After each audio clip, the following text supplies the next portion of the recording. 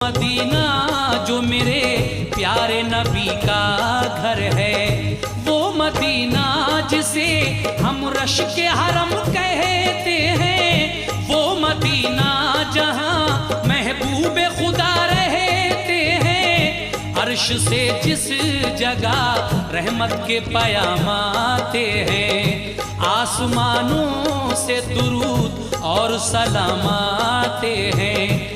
वो मदीना जहाँ जिब्रील अदब से आए, और जब आए तो पैगाम खुदा भी लाए। हर घड़ी नूर की बरसात भी होती है जहाँ, क्योंकि अल्लाह के महबूब का रोज़ा है वहाँ। तुम भी जा